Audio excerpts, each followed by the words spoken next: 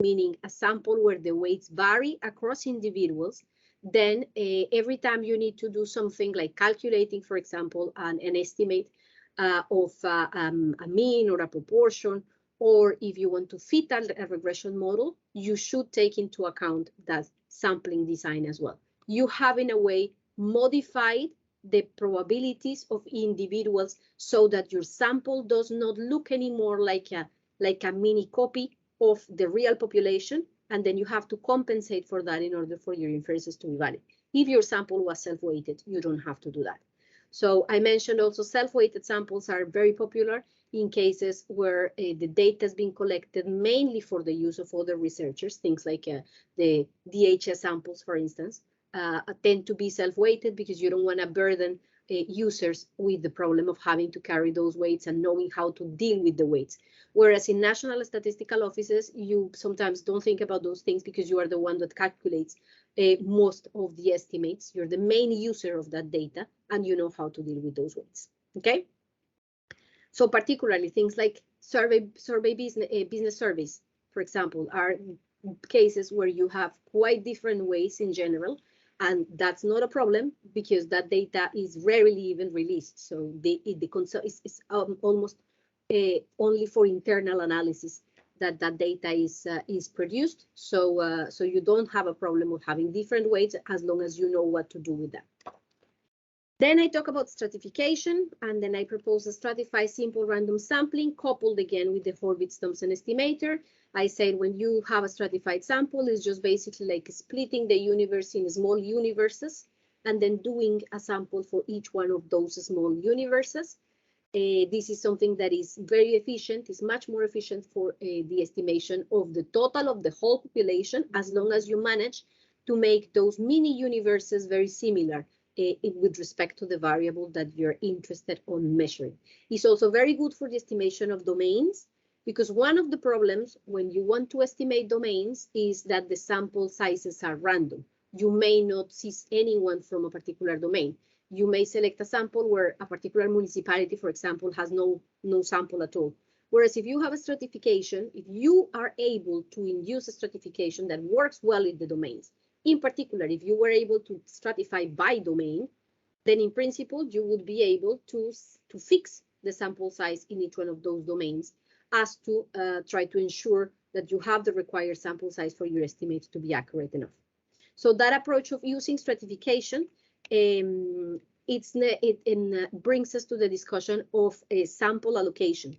So assuming that we're able to build a strata, we need to distribute the sample size across the strata. How much sample do I give to each one of the stratas? And basically, the idea, there are several things that we can say about that.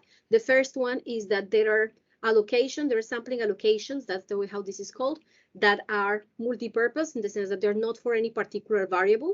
Things like this proportional allocation, for example, only consider the sizes of the strata. So it doesn't matter which variable you're going to estimate, that is not taken into account by the sampling allocation. Now, of course, it's not going to be necessarily optimal for every variable. There are going to be variables that are going to work well with this and variables that are not going to work well with this. This will work well if the variances of the particular variable that you're considering are very similar across strata. Something like the equal allocation or the square root allocation are also allocations that do not take into account, are not made for a particular variable. They are general. And then you have allocations that are made for specific variables. So for example, if you're in a business survey again, and you are interested in measuring turnover, then in this case, you can distribute the sample size as a way to minimize the variance of the estimator of the turnover at the national level. And then that involves using the variances of turnover or a proxy for turnover, for example, turnover last year, in each one of those strata. So that's one thing, whether it's multi-purpose, in a sense, not optimal for anybody, or whether it is optimal for a particular variable. The second thing is about whether it is optimal for the estimation of the total at the national level, or whether it's optimal for the estimation at each one of the strata level. And then, in that sense, things like the equal allocation and the square root allocation are better for the estimation of the domains than for the total.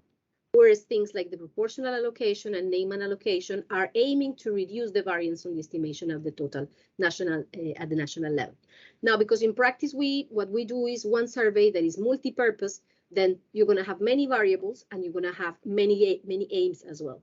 So there are some locations that have been planning that plan for that, as for example, this compromise allocation that considers both the need of estimating the strata and the total, the national total, and then you just kind of weight which one of the things is more important for you.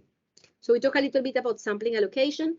Then we talk about domain estimation using this design-based approach. And the take-home message from the design-based estimation for domains was that it's just as the estimation for the national total using what is called a domain-specific variable. So what you're going to do is you're going to define, you're not going to work with YK, the variable that you collected in the sample, but you're going to create a new variable, YIK, which is the product of your variable of interest times an indicator of the belonging to that domain or not. And then you're going to do the same thing that you would have done for the estimation of the variable YK, the total of YK or the mean or YK at the national level, but considering this variable. So this variable is going to take either the value YK for observations in the domain or 0 otherwise. That's the variable that you're gonna use. So that makes our life very much simpler, because all the things that we have talked about, estimation of totals at the national level, can be just used for domains. We just need to define the appropriate variable. Then I introduced some common estimators in use for this goal. So I presented how the Horvitz-Thompson estimator looks in that case, the Hajic-Brewer estimator as well, estimators for the totals, and estimators for the mean. I shown how that looks like in the case of simple random sampling, how I define that variable, and how do I obtain those estimates. Now, the problem that I was mentioning before about having large variances when you have small sample sizes, and in a way, extremely having the higher chance to get extreme estimates, it's much more difficult, it's much more prevalent in the case of domain, just because the sample sizes are going to be even smaller. Then I show you how much stratification, if you were able to stratify, how stratification can help in that case. And I also show you the Hayek-Brewer estimator, that is a ratio estimator, as a way to improve also the efficiency of your estimation. Now, with the Hayek-Brewer estimator, I mentioned basically what we're doing is we're using an estimator that you can see here is a non-linear estimator. It's a function of a Horvitz-Thompson estimator of the total of the variable that you want divided by the Horvitz-Thompson estimator of the size of that domain in the population. And then you need to assume, in order to apply this estimator, you need to know the true population sizes of the domains. Those are going to be these NIs. And then by using that estimator, this estimator has a smaller variance than the standard Horvitz-Thompson estimator, even in the case of simple random sampling. So for example, with this kind of toy data, I was showing you, with this simple sample data, we had a variance of 1466 for the Horvitz-Thompson, and the variance of the Hayek-Brewer estimator was barely 6. Where is that gain coming from? Because if the sample size, the population size is related to the total of the domain, then samples that are going to be, let's say, extreme, because they lead you to a very large estimate of the total of Y, would also lead you to a large estimate of the population size, and then this ratio would remain constant. And estimates that are low on the other side of the distribution would also lead to estimates that are lower for the size. And then again, the ratio is more constant than just the individual totals, estimators of the total. So that's why this estimator is much more precise. Problems for the estimation of domains. This is a ratio estimator, meaning it's a non-linear estimator, so it's not unbiased. The Horvitz-Thompson estimator was unbiased. This one is not unbiased. And the variance is negligible when you have large sample sizes, but in domains, you may have very small sample sizes. So it may be that the variance is very small, but you have to pay attention to the bias. Whereas with the Horvitz-Thompson estimator, you don't worry about the bias because this is not a biased estimator. Okay. Then we went from there to say that was a ratio estimator. Can I propose other ratio estimators? Yes, you can. So it just replace the sample size, the population size n here that you had here for any other variable that is positively related with y. If x is related with y, then you're going to get a better estimator. Then we talk a little bit about whether you have information, let's say, for example, at the domain level, or whether you have only the information at the national level. And the take-home message from this part is you can use whatever information you have. If you have it at the national level, you can use it. If you have it at another level that is not exactly the domain, but it's another set of groups. So for example, your domains are municipalities, but you have the totals at the region level. You can use that as well. It doesn't have to be the domain. It is better if it is the domain. That's the case where you make the most, where you get the largest variance reduction, but it doesn't have to be. You can use also.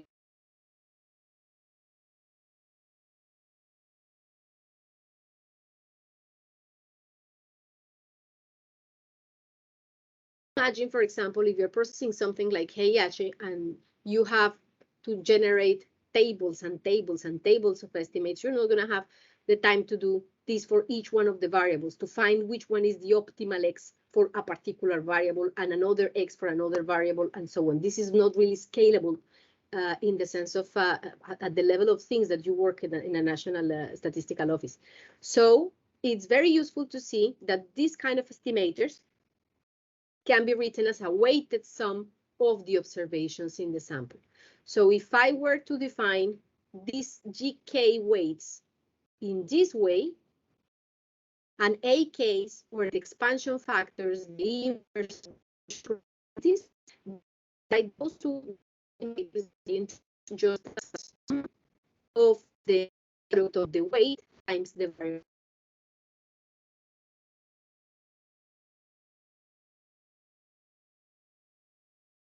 I'm going to have my data set and only one weight, and I'm going to just multiply that weight for every single of the variables and add up. So that is something that is, in terms of production, that is something that is scalable.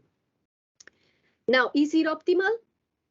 Well, the W case would be optimal for whichever variable is very highly correlated with X.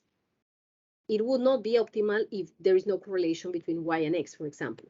But in most cases, even if there is no correlation, you don't really lose respect to the design base, just using the expansion factors.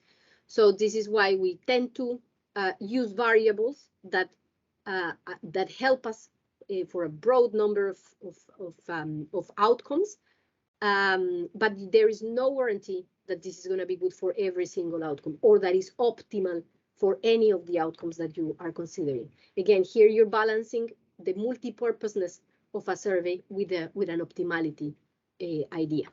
Okay? So I say those estimators can be written as weighted sum, but actually there are many other estimators that can also be written as a weighted sum.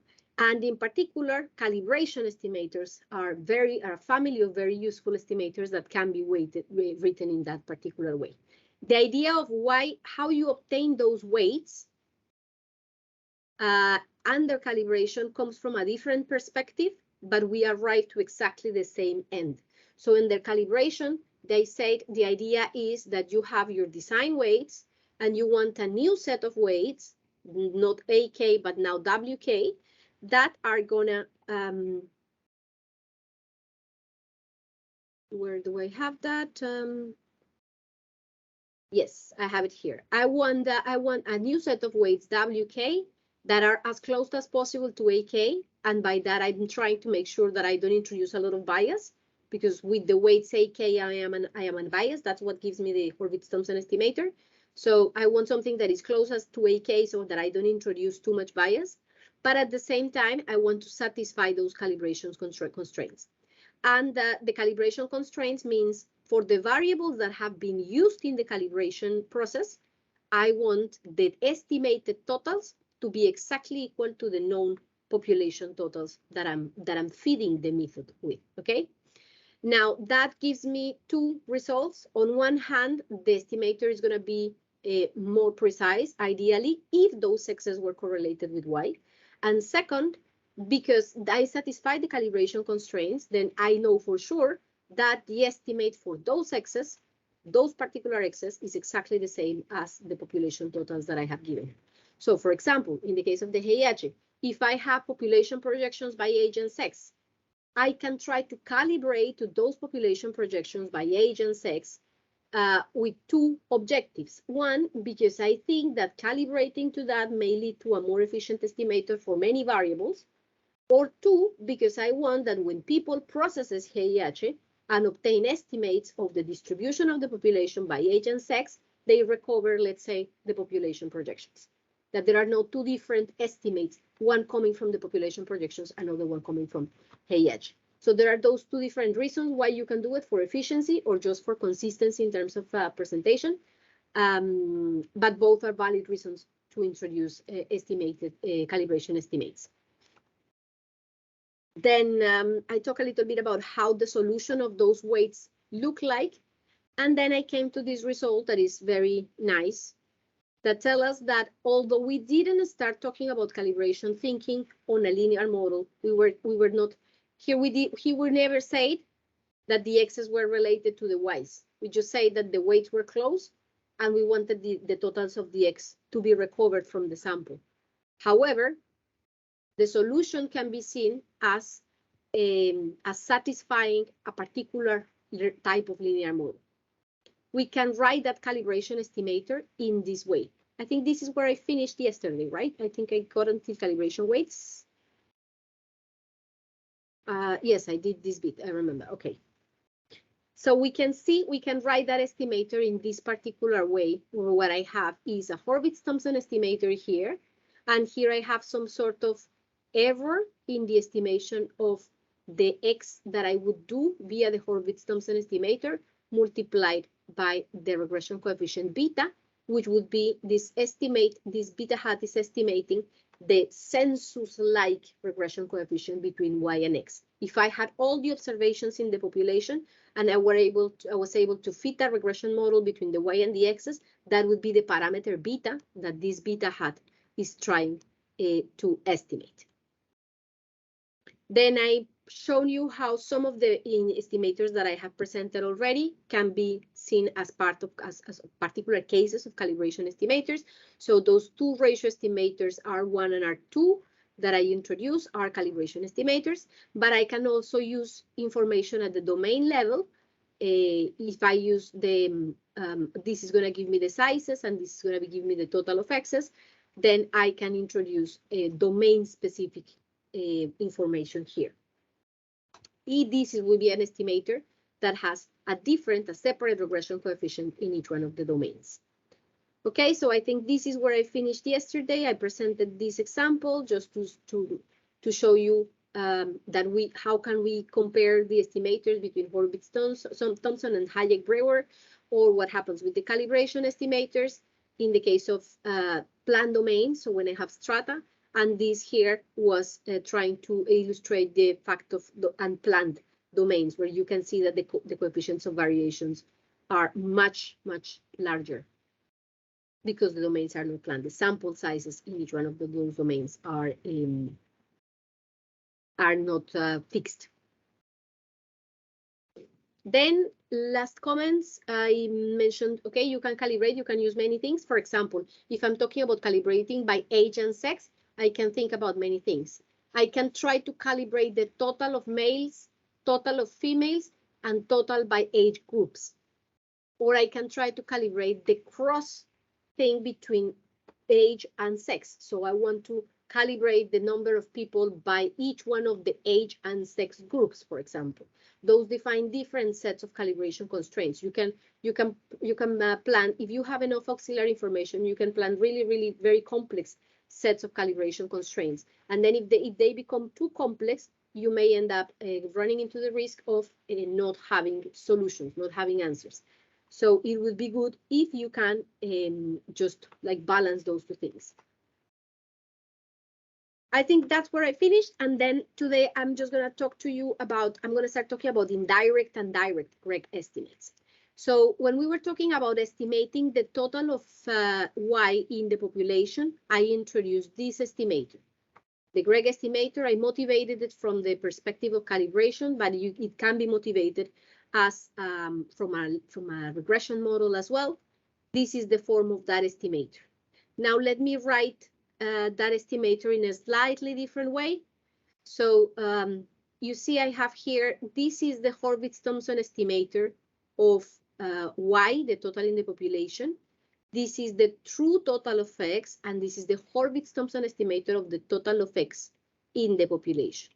And then I have here my one vector of regression coefficients for the whole population. Now, if I make this product, then Tx, the true total, times this beta hat, that is giving me like a fitted value, right? And that the sum of these things, because this is the total and this is the beta, this is equivalent to consider the sum over the population of the fitted values under that model. So I'm taking this term here, would be this term here. And then what remains, I have the Horvitz-Thompson estimator of Y minus the Horvitz-Thompson estimator of X times beta hat. Now this again defines a fitted value. It's just that now that fitted value has weights and it's summing over the sample, not over the population. And this one has the same weights and it also sums over the sample. So these terms, this one and this one here, I can express them as the sum over the sample of the expansion factors times YK minus the fitted value for that YK under the regression model. This YK hat is just XK prima beta.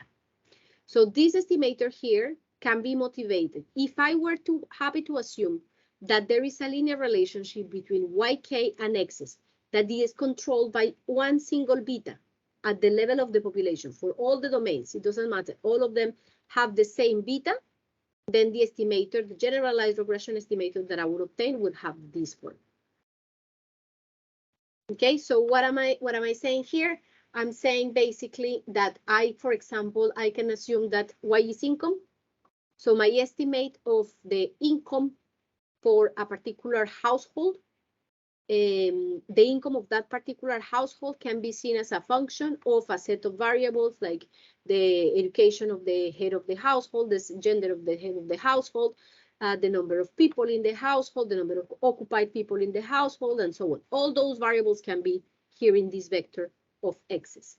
And what I'm saying here is that the relationship that controls, the betas that control the relationship between those variables and income are the same across the whole population, are the same in Bogota and are the same in Florencia, are the same in Medellin and are the same in Buenaventura. I'm using the same regression model for everybody with exactly the same coefficients, okay? Now, if I'm interested in the estimation of domains, then maybe I don't want to assume just one single model for everybody. Maybe I'm interested in assuming different models for different domains. So I may want to allow the coefficients to vary depending on whether it's Bogota or Medellin or Cali. So in that case, that would mean that would represent changes on how these variables, these auxiliary variables look like. If they don't look just like X at the total, but let's say they are X multiplied by some dummy indicating the domain. So I can introduce that specification, different specification of auxiliary information that lead me to GREG estimators that have all sorts of things. So this one, for example, would have the same intercepts and slopes across the whole country. I could have common intercepts and common slopes for some variables and different slopes for other variables that change by domain, for example. And on the other extreme, I could just formulate a regression model that has coefficients, intercepts and slopes that vary for each one of the domains. I could also group the domains, for example, and identify maybe not by municipality, but maybe by region. So allow the coefficients to change by region. I can do many things depending on how do I specify those that auxiliary information. Now, the way how do I specify that auxiliary information defined either direct or indirect estimators. So let me show you what are direct and what are indirect estimators. So what is a direct estimator? A direct estimator for a domain, when I talk about that, I'm talking about domains, is an estimator that only uses values of X that belong to the domain of interest. If I end up using values of Y that belong to other areas, other domains that are not the domain of interest, then that estimator is called an indirect estimator. Okay? For example, the Horvitz-Thompson estimator. So when I'm estimating domain I with the Horvitz-Thompson estimator, what do? I take the whole sample and I sum yik divided by pi k. So is this estimator direct or indirect? So it seems like I'm summing over all the sample. So it should be indirect, right? But this variable, remember, is only different from 0 in the domain I. So actually, I'm only summing observations within the domain I. So that estimator, the Horvitz-Thompson estimator, is a direct estimator.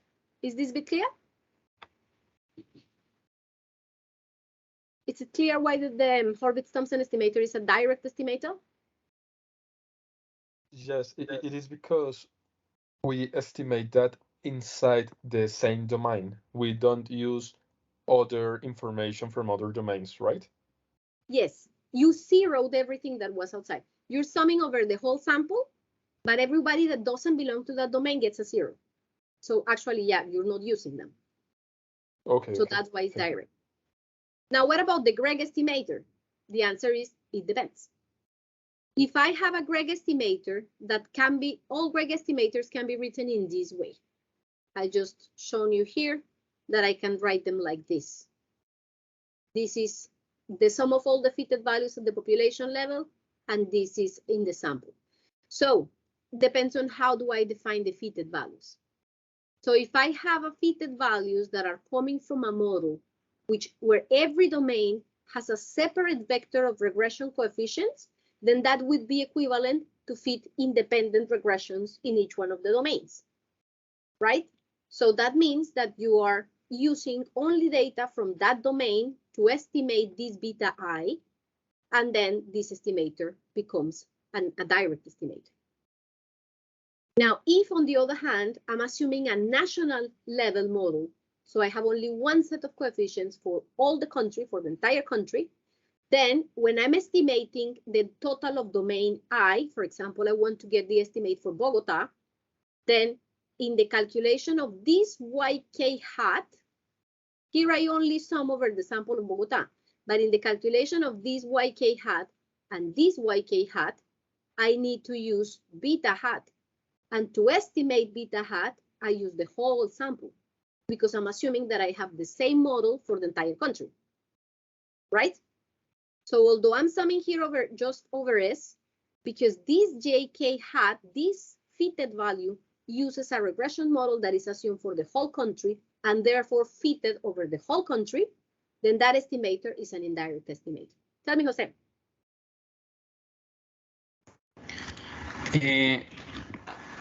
Only to check if this might be related to the indirect estimator could be related to use information from neighbors like spatial effects or municipal or the idea that my municipalities which I have closer could have an effect of in my statistic in my value.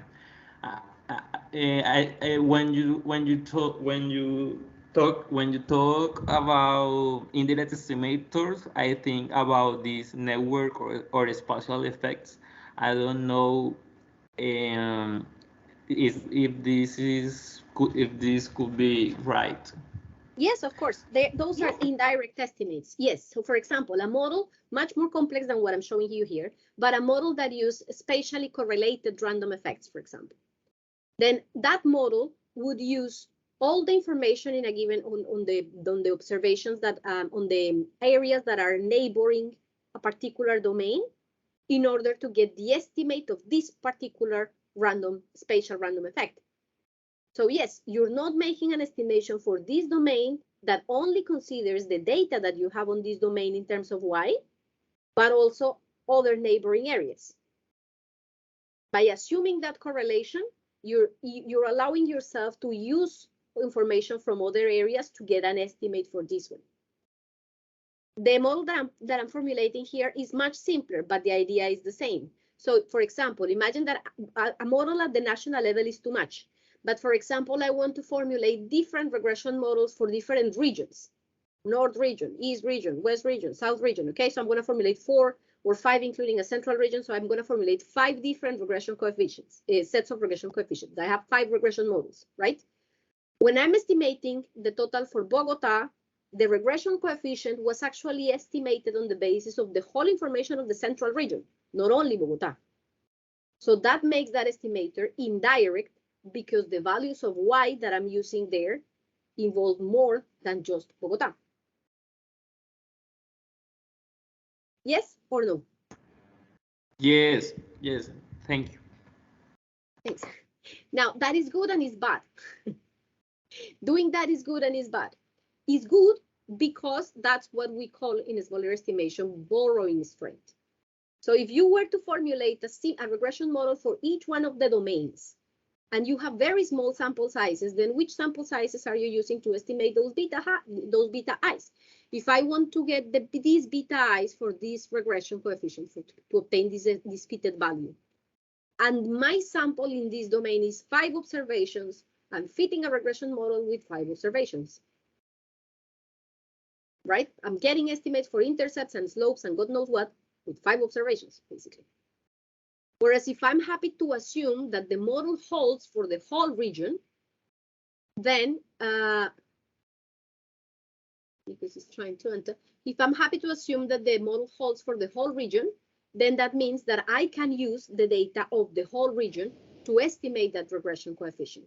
So my estimate of that beta is going to be much more stable. I'm borrowing strength. I'm using the model. I'm using that assumption to give myself more sample size so that I can get a better estimate, okay? In particular, for instance, I've been saying, look, if you have no sample in one domain and you want to calculate a Horvitz-Thompson estimator, look how the Horvitz-Thompson estimator looks like. This is the Horvitz-Thompson estimator. I could also show it as the sum over the sample in the domain of yk divided by pi k. If I have no sample in the domain, there is absolutely nothing that I can do from a direct estimator perspective. Now, if I don't have sample in that domain, but I'm happy to assume a model at the region level, then I may not have sample in that domain, but I may have sample in other domains from that region. So maybe I can get an estimate of this beta hat.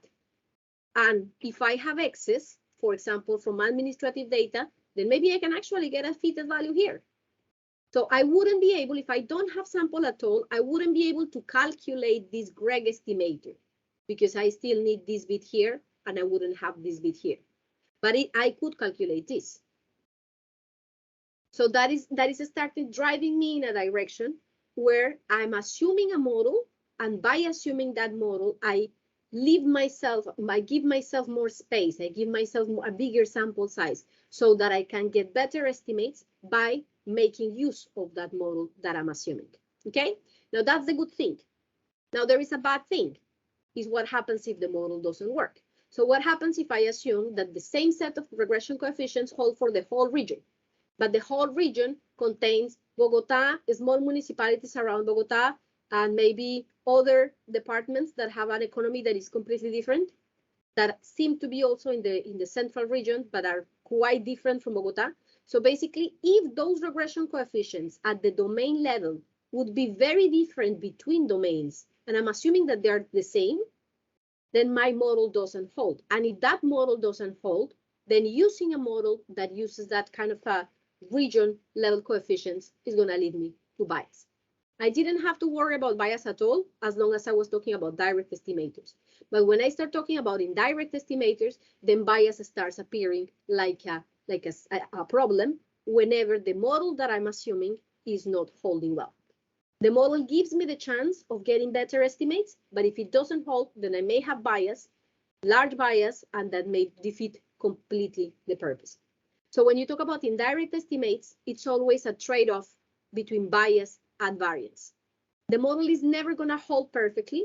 You assume that the coefficients are the same for groups of municipalities, for example, and that's never going to be exactly true. If you were to estimate the regression coefficients by domain, they would probably not be exactly the same, they would be different.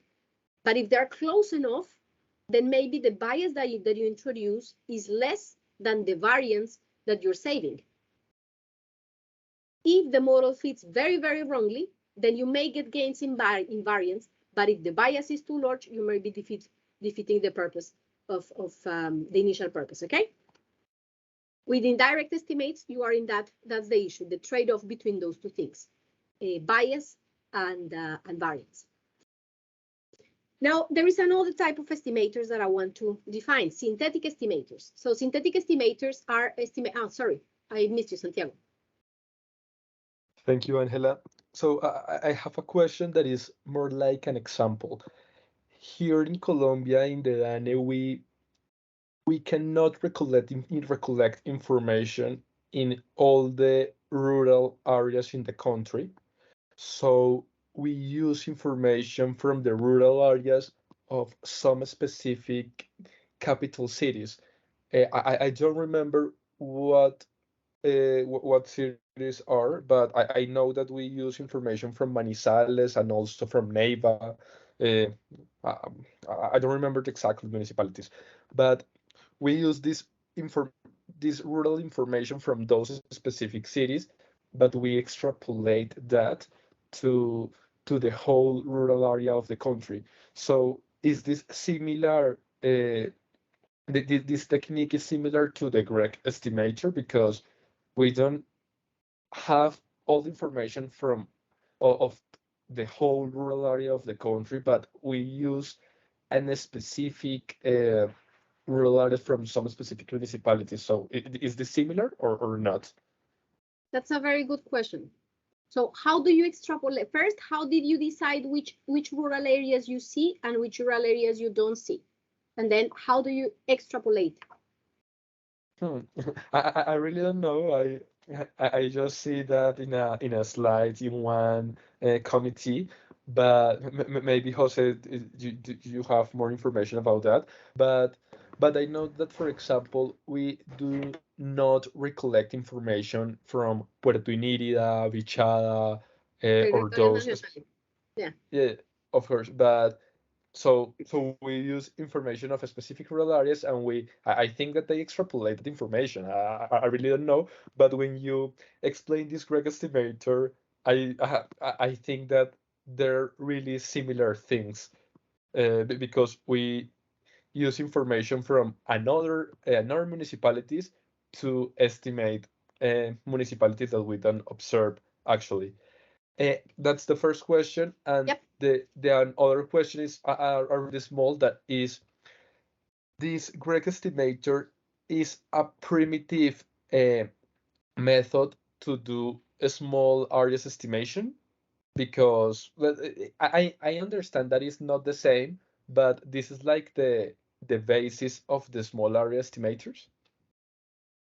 Okay, so let me go with the first one, with the first question first. I was asking you, how do you select the ones that you do see and the ones that you don't see, because that matters. So we always extrapolate to the other areas that we haven't seen. So we select a random sample. We have 10 elements. We select 5, and we say that on the basis of those 5, we're able to talk about the 10. We do that all the time, but that is okay because we select those 5s randomly from the 10. So we don't really choose on purpose which 5 are we gonna see. The other 5 also had the chance of showing up. They just didn't in that particular sample, but in other sample they may show up. So the fact of that randomness, as long as they have a probability of showing up, the design-based framework of inference is giving you the authorization to extrapolate to those. Now, whether in a particular sample, for example, you selected a sample and you happen not to have any of the main capitals, well, are you gonna be happy to, by chance, not because you didn't let them in, just because it didn't happen by chance? Are you still gonna extrapolate and say that that is the total, the national total? Maybe not. Is the problem of seeing only one sample, but at least you know that on average, you should be all right.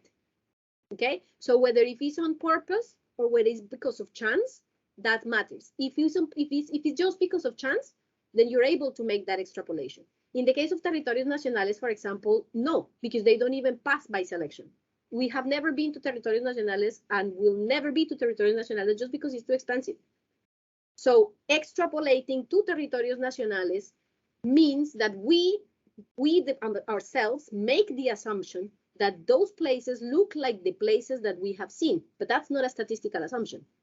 That may be an econometric assumption, a model assumption, but it's not. The sample is not telling us that.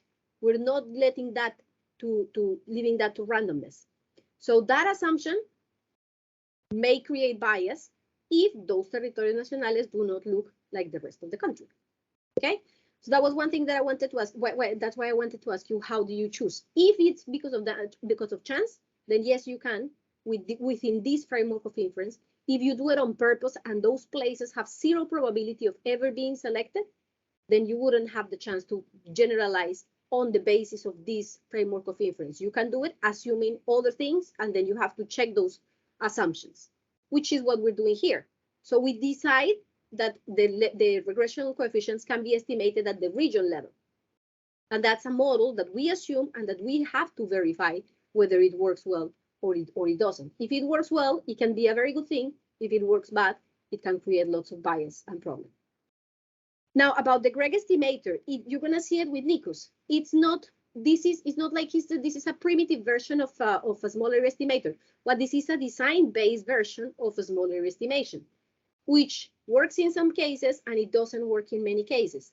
It doesn't work in many cases because many of the problems that we have in a small area of estimation are related to not having sample at all. So if you have zero sample, I'm not able to calculate this part here.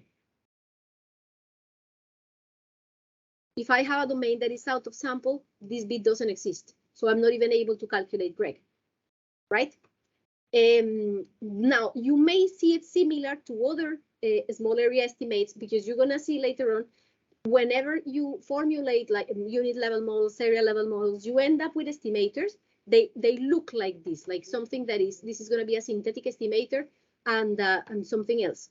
So I'm going to talk about those estimators a little bit later, but there are many estimators within the small area model-based framework that look like that, but they're not exactly GREG. Okay, tell me, Jose.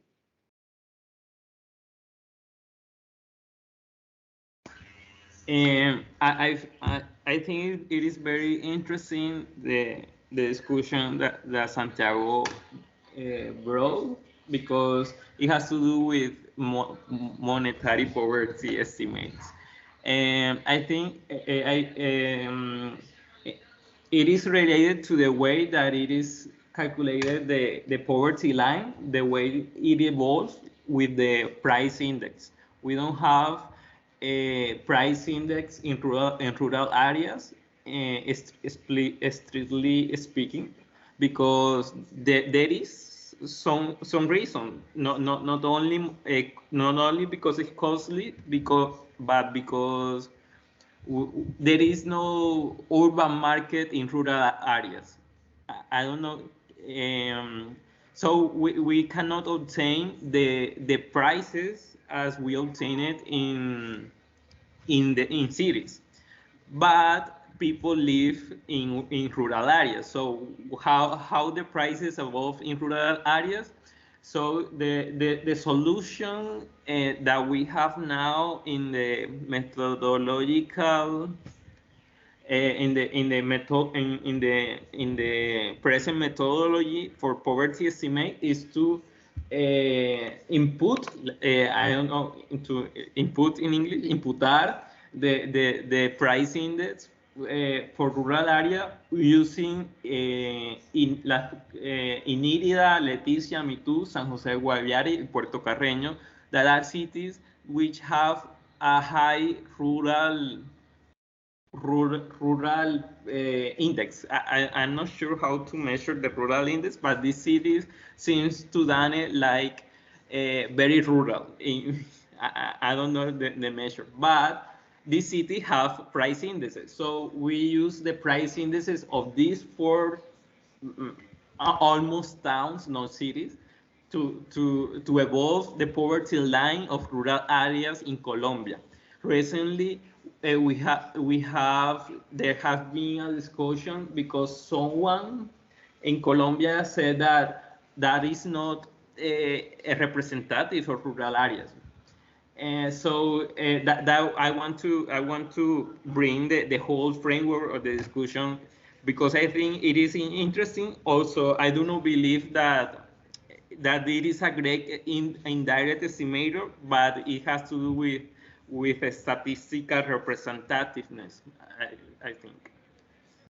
Yeah, so I think that the fact of the definition of the poverty line, several things. One thing is that actually I think Colombia, I mean, you guys have a lot of stuff, like really. You could see countries where maybe you have one poverty line, maybe you have two, rural and urban. You guys have poverty lines per cities for the main cities of the country. That is actually massive. Many countries don't even have that. Now, you're right in the sense that the definition of which poverty line you're going to use to define poverty, it's not related to the estimator as such. With that, you're deciding how you want to measure poverty. You're deciding how are you going to define whether a person is poor or is not poor, right? So the fact that you say, for example, you know what, I'm going to define that people is poor if they earn less than $1.5 a day, period. Right? Now, anything that I can say about that definition of $1.5 or $2 or a national poverty line or regional poverty lines or goes into the definition, the quality of the definition of my indicator. So it's a very relevant conversation, but it's not a conversation that is related to this. It's a conversation about how you define poverty, about, for example, whether monetary poverty is that relevant in rural areas. Because you can also think, oh, you know, maybe they have a different type of economy. Then people actually doesn't pay for that, those potatoes and those onions, you know. So there are many things about that, but all that discussion is a different discussion related with how you define the indicator, not in this case, and how you estimate how you obtain the estimate having defined the indicator in one way or another. You wanna go in, Nikos? Yeah, I just wanted to clarify that because I think this is important. So as we will see a bit later, when the actual threshold, the poverty threshold comes into play in calculating, for example, the headcount ratio. Okay, this is something that is given to these methods. It's externally set. So I had an interesting discussion last week with the World Bank for a particular country where the World Bank wants to use the usual $1.9 per day or something, and that corresponds to a particular percentile of an income distribution. Okay.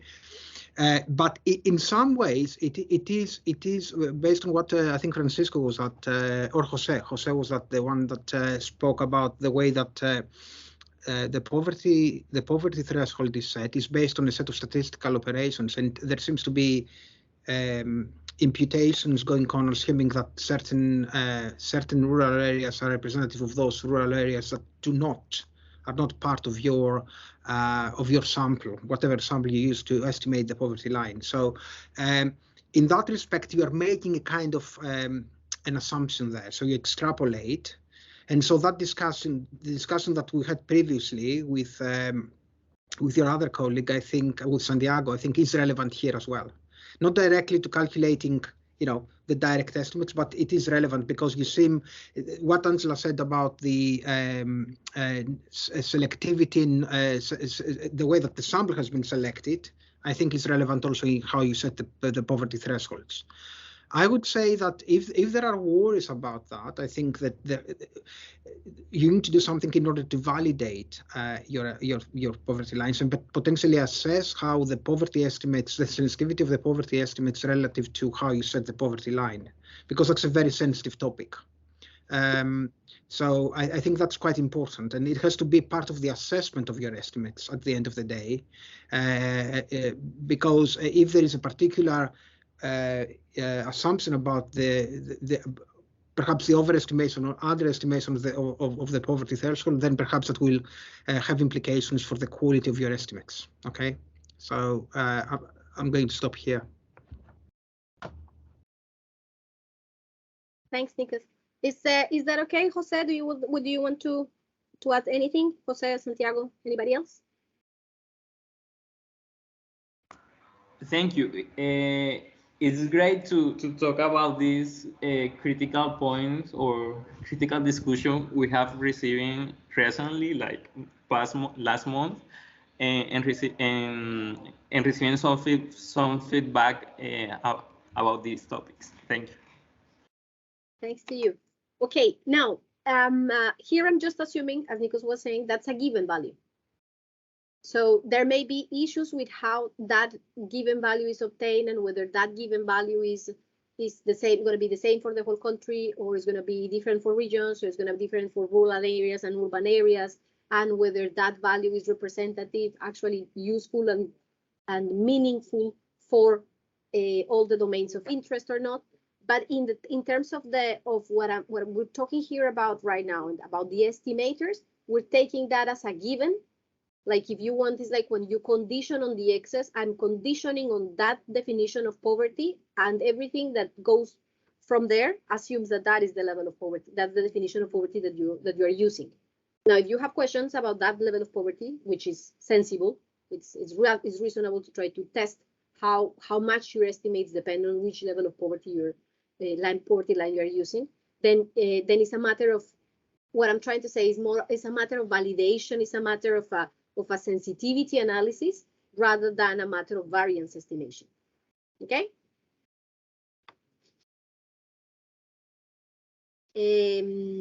Okay. Then I was trying to talk to you about synthetic estimators. So I defined direct, indirect. Now I'm going to define another class of estimators that are synthetic estimators. Synthetic estimators is any estimator that uses a reliable direct estimator for a large area to provide an estimate for a domain, assuming that those two things share the same characteristics. That's the definition that you're going to find in John Rouse's small area estimation book. That's the definition of synthetic estimator. So how does that translate into practice?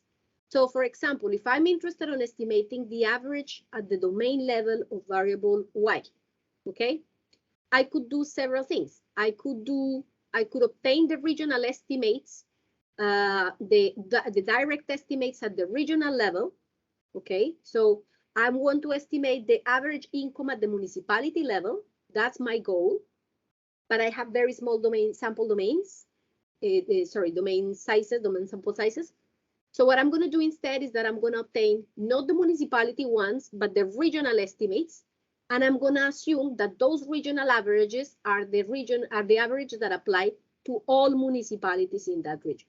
That seems extremely rough, but let me make that assumption, okay? So that would be a synthetic estimator because I'm taking a direct estimator. I estimated those averages for the region using a direct estimator. And I'm taking that estimator that is reliable at that level and assuming that it holds for a domain that is part of that region, because I'm assuming that they share the same characteristics. What is the same characteristic? They have the same mean. So that is an example of a synthetic estimator. That's very rough, but I could do other things. So for example, if I'm happy to assume not a model at the municipality level, but a model at the region level, and assume that that model holds for all domains in that particular region. So if you have, let's say, area I, domain I, that belongs to region R, then I'm not going to get an estimate of the betas by domain, but I'm going to get them by the larger regions to which those domains belong. And then I'm going to get estimate. This is going to be the model that I'm going to be assuming. I'm going to assume that that beta only changes by region. If I have enough sample to obtain a direct estimator of beta, this beta R, and then I use the domain fitted values given by my estimator of that beta I plus the totals of the x's that I know, then that is also an indirect estimator. It's clearly much less rough than this one. So ideally, I would like to have a direct estimator, and a direct estimator involves, in this case, estimating this beta at the domain level, at the municipality level. But because I may not have all the municipalities, or because I may have very small sample sizes in the municipalities, I cannot do that. So instead, I go one level up and I take a group of domains, such that my sample size is large enough for me to get a reliable estimate. And then I make the assumption that that particular regression model holds for all domains within that, let's say, region. Okay. Now, if you see those fitted values, yi hat, are actually the first term on that indirect GREG estimator. So when I formulated the GREG estimator as using only one single set of betas for the whole country, or for example, if you assume them varying only by region, and not by municipality, then that type of estimator is the first component of that indirect GREG estimator. So this is usually called a synthetic estimator. When you look at the GREG, this first part is a synthetic estimator. Now, what is good about synthetic estimators? They have very low data requirements. So I say that I need to produce a reliable direct estimate for a bigger group of the domains. So I only require a sample that is big enough for that group, let's say region, to be reliable. I also require enough sample in the region plus domain level auxiliary totals to be known in the case of B. In the case of A, I only need to get good estimates for the YRs. If I'm going to use B, then I need good enough sample size as to get that same, those betas estimated in a good way, plus I need to know these auxiliary totals TXI, these ones here, so that I can actually calculate the values, the fitted values. I don't need to know the individual level X's, but at least I need to know the total, the totals at the domain level. Those two, A and B, can be calculated even if no sample is available in the domain. So imagine, for example, that I'm going to use regions as that group of domains, okay? And then I want to produce an estimate for Neiva in the central region, but I don't have sample in Neiva. So if I can get an estimate for the area, the mean of the region, the mean of the central region, and apply that mean to Neiva, I don't even need a sample in Neiva.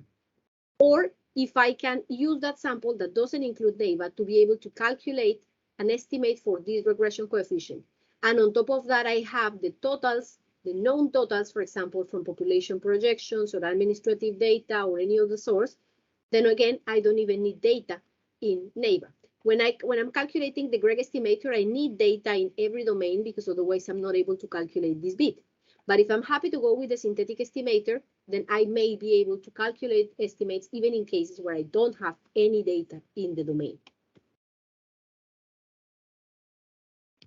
Okay, now that's good about synthetic estimators. I have much lower data requirements. But what is bad about these synthetic estimators? They are very efficient, they have very low variance, but they can be potentially very biased. When that happens, when the true regression coefficients of the particular domain of the domains are very different from those of the group that you are using, either region or country or whatever it is. So what do? We are trying to use auxiliary information to reduce the bias. If you were to use just, for example, the average, or if you were to formulate a regression model, then clearly the bias, you expect that the bias of a regression model that involves more auxiliary information, in the first case doesn't involve any auxiliary information, then you would expect that by using auxiliary information, you're reducing the bias of the synthetic estimator. You may need to consider domains, grouping the domains in a convenient way. So for example, regions can be, but maybe other classification variables. So maybe you are interested on formulating regression coefficients by regions, age, and sex, so groups of things, in order to be able to formulate some regression models that are a bit more sensible, more plausible. The problem is the lower, the finer you want to go, the more auxiliary totals you will need, because you would in any case need these totals TXI. So you need to make sure that you have that information as well. Now, I say synthetic estimators, indirect estimators in general, but in particular, synthetic estimators may have bias. So because they have bias, they may have bias, instead of considering the variance, that is what we generally consider in the design-based approach, we consider the mean square error, which is just the sum of the square bias plus the variance of the estimator. In the case of design-based, we forget about this bit because this bit is here. Generally, the bias can be a major component on the mean square error. It cannot be just ignored. And that is problematic because estimating the domain-specific bias is difficult. And therefore, estimation of mean square errors of synthetic estimators is problematic. That's difficult. If you were able to estimate the domain-specific bias, then we could just subtract the bias and we got a better estimator. But the problem is that we are not able to estimate that bias. Estimating the bias would mean that you actually have sample in the domain and that your sample is big enough. And if you did have sample in the domain and it was big enough, why would you use a synthetic estimator? So the same reason why you use it means that you're not really able to assess either the bias or the mean square error very well. Those two things are difficult in the case of synthetic estimators. There are some estimators for the mean square error of a synthetic estimator that have been proposed. They typically use an unbiased, although unstable, estimator of the parameter of interest. So for example, you could use as an estimator of the mean square error of a synthetic estimator y hat is for domain I. That looks like this. So what do I have here? I have the synthetic estimator minus the, I think this square is not correct. Let me check that. I think that square is not, shouldn't be there. You're gonna consider the differences between the synthetic and the direct, and then you're gonna square those differences. Then you could also consider the variance of the difference between the synthetic and the direct, and then another component that depends only on the variance of the direct estimator. So although you have a direct estimator, so it means you have sample in that domain, but it may be very unstable. So you cannot use it as an estimate, but you can use it as a pivot if you want to be able to measure, to estimate the bias and therefore the mean square error of the synthetic estimator. Now this estimator is not great. It's very unstable. It can even lead you to cases where it takes negative values, which are really not sensible. You're estimating a quantity that is always positive. Getting a negative estimate is not recommended. So sometimes what people do is that they average those estimates for a large area. So you cannot estimate the mean square error for specific domains, but you can estimate an average mean square error for groups of domain, which is better than nothing, but is not ideal because in official statistics, working at the National Statistical Office, we generally try to generate point estimates that come together with their own measures of uncertainty. The major of Florencia is not interested in knowing how on average the model performs or how the estimator on average performs across the whole Pacific, over the whole East region. They want to know how they do. And then this type of approach, when you can calculate average mean square errors, is really not ideal. But it's very difficult to estimate the mean square error of synthetic estimators. Now there is another family of estimators that are called composite estimators that try to balance that trade-off between bias and variance. So if you have a synthetic estimator that has low variance but high bias potentially, and a direct estimator who has no bias but may have large variance, then why don't you just take a linear combination of those two things? So if you have this y I hat is a direct estimator, a bias, high variance, and this is a synthetic estimator, bias, low variance, then just make a linear combination of those two controlled by a coefficient 5, for example. Okay, so you can say that your estimate, your composite estimator is going to be 80% the direct plus 20% the synthetic, or 50-50, or 20-80, or whichever you define, okay? Now, how do you define who is phi? Who's this phi? How do you calculate that phi? So you run into similar difficulties for estimating the mean square error in the case of composite estimators as you run in the case of synthetic estimators. And in particular, you're going to need to propose a phi for each one of the variables of interest.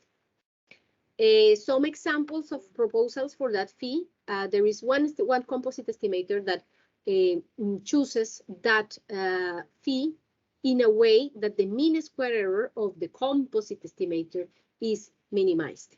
So you can find the form. There is a form for the optimal phi I star, which is a function of the mean square errors of each one of those two estimators. Now, we say that it was difficult to obtain an estimate of the mean square error of the synthetic estimator.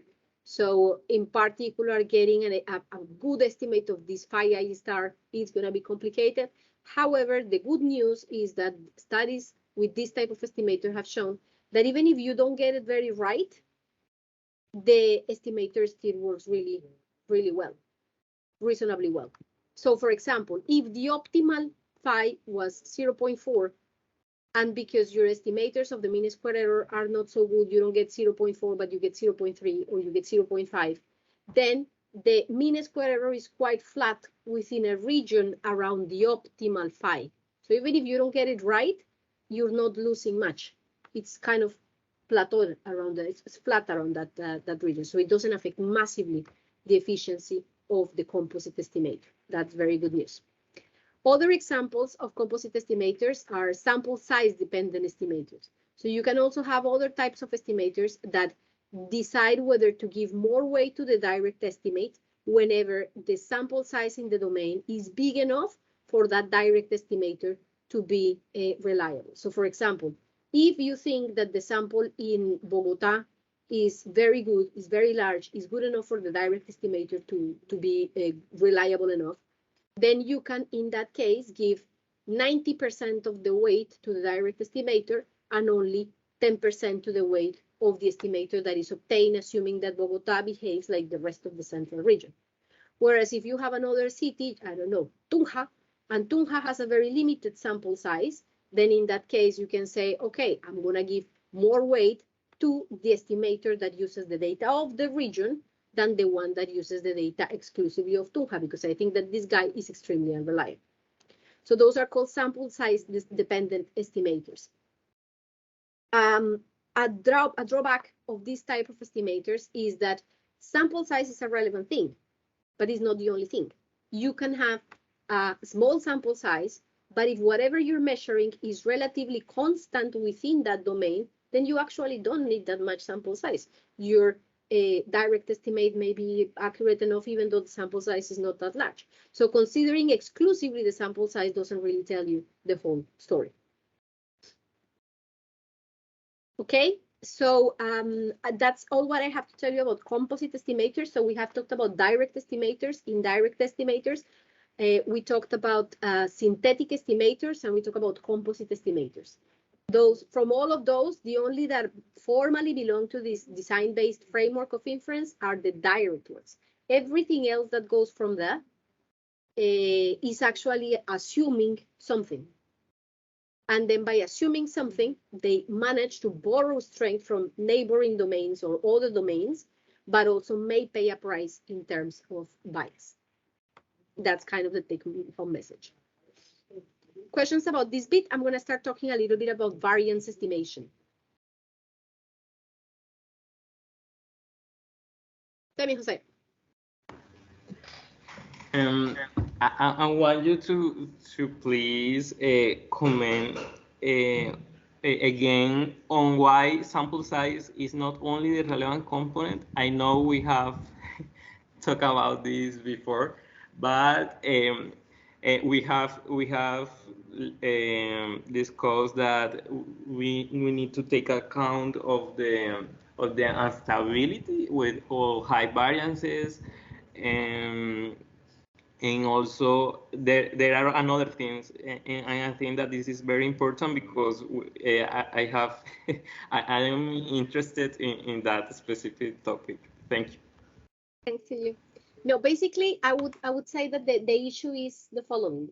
The issue is that when you think on how big a sample you need to measure something accurately,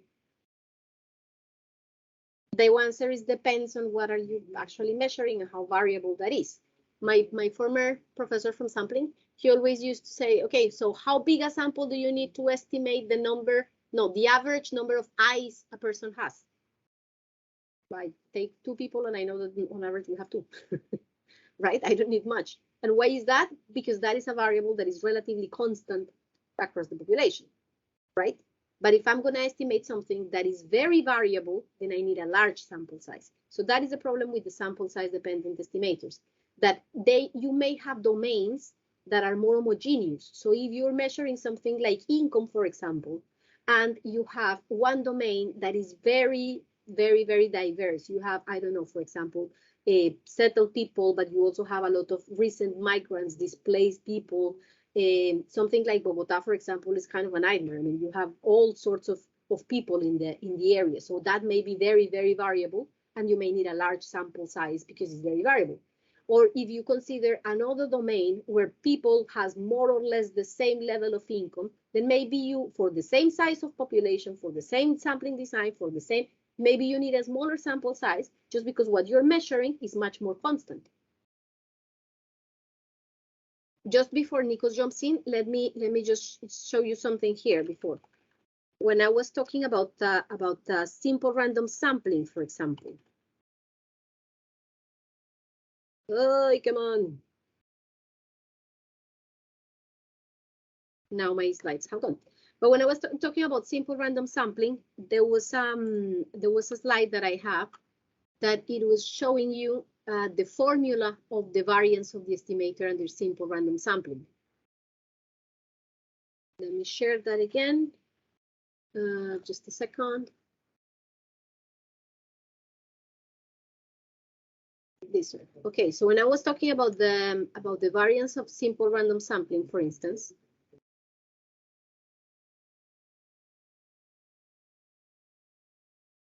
here, you see the variance of that estimator.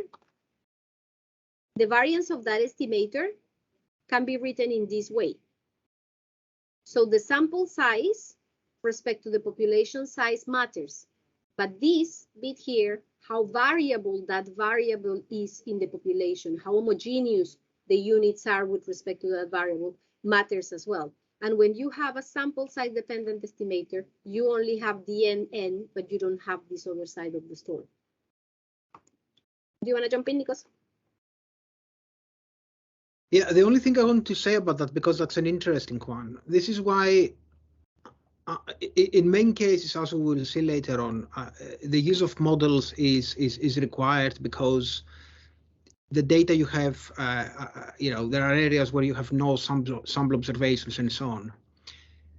So in the end, in many small area applications, you may have to end up with using models. However, the starting point should always be something that you know how it behaves without model assumptions, and the estimators that Angela presents here are very, very important for that matter, because you know that there are no model assumptions behind those, and you have also very clear ways of calculating or estimating the uncertainty around these estimates. That's why calculating a direct estimate or maybe a GREG estimate or something like that is very important in terms of getting an idea of what the task ahead of you is. How much do you have to improve your estimation by using models in order to get to a point where your estimates might be of more acceptable quality? Okay, so and this is why we started this course by presenting the materials that Angela is presenting, because it's very easy with these methods to jump into algorithmic tools and models without effectively realizing how big or how small the task that you have in front of you is, depending on what you're trying to measure. Okay, I hope that provides a bit of context as to why these methods are really extremely important, and we'll keep repeating this as part of this course. Thank you. Thanks, Nikos. Is that okay, Jose? Yes, thank you. I believe this is a great approach.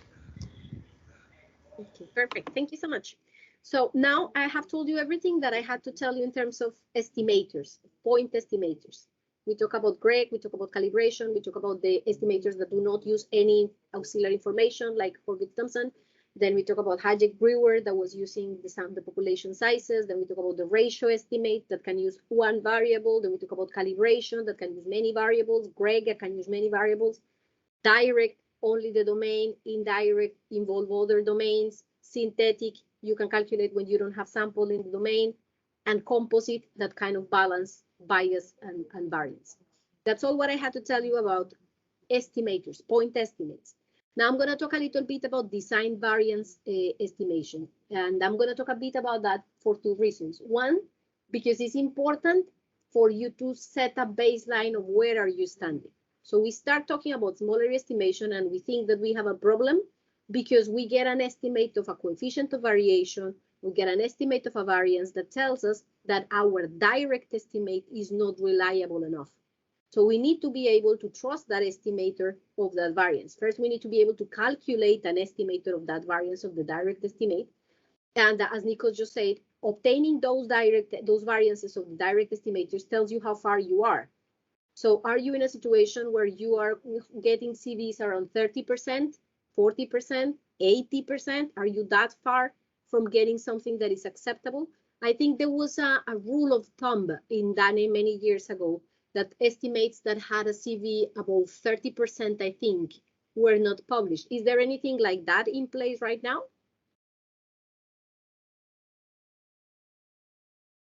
Do you guys know? I think that the common place where we present the CV, also this is not a CV, we usually put in, I see, well, we know, I don't, but I see that the HH team put a sign when the variation is not statistically significant between two periods. And also all the tables and notes have some warning about if your population is less than 5% of the active or the labor force, then you don't have a reliable estimator.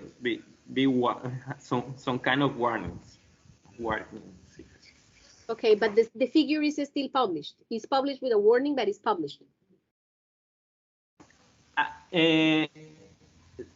I think no.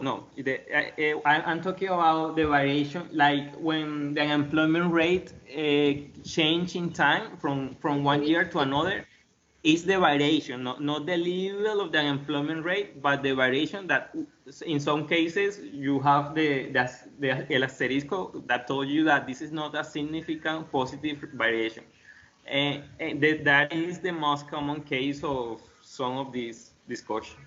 And for levels, do you have anything like, I don't know, if I want to publish the level of unemployment or the rate for this particular period at a given level of aggregation, that I say anything, I don't know, beyond 15%, beyond 20%, beyond 25% of CVE is not considered publishable, or? I don't know of any, but because we are not DIMPI, the most familiar thing is like something we have 95% confidence interval with less than 5% error. I think that it has to do with CVs, but it is I don't see the CV concept, but I see the 95% confidence interval with less than 5% error is the quality measure that they cite. I don't understand what that means. But in any case, I mean, I think for the purposes of you guys developing your application of poverty mapping, estimating poverty for small domains, that is a very important thing that you need to start from. How do the CVs or whichever measure that you're going to use, mean square errors, predictive errors, how big they have to be, how small they have to be for you to be able to publish them? Are you talking that if you get an estimate that has a CVE of 50%, that's fine, that's publishable? Have all of them to be below 30%? There is no rule about that. I mean, because that sets you already in a mindset of where you are, how far you have to go, whether the project is actually feasible or not feasible, knowing what is the benchmark that you need to satisfy, what is the line, you know? Until I remember, the CV has to be around below 10%. Wow, that's very low.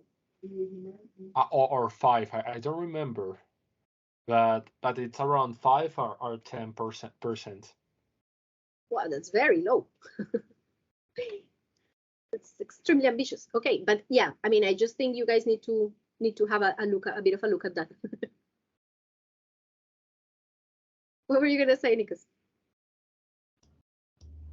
No, what I was going to say is I would be very interested to have the estimates, the direct estimates at the level of municipality with some accompanying variances to see how far you are from the 10% is quite low as a CV, but I don't know the context of Colombia. So it will be very interesting, perhaps as an exercise, based on what Angela presented and the computer lab that she will give you, perhaps if you have the survey data and you know the poverty lines and everything, and you can calculate some direct estimates of monetary poverty for the municipalities of interest and variances for those to see how far you are. That will be a really good starting point. I think something that is very interesting about the case of Colombia, which you haven't seen because Latin America is a different situation in terms of data availability, is that the sampling design of the HIH is massive. We were talking the other day, like 250,000 households. It's something really, really, really big, and is distributed in a way that I would imagine, my guess would be that the problem here is not that the CVs are too large for many cities, but just that you don't have sample in many cities.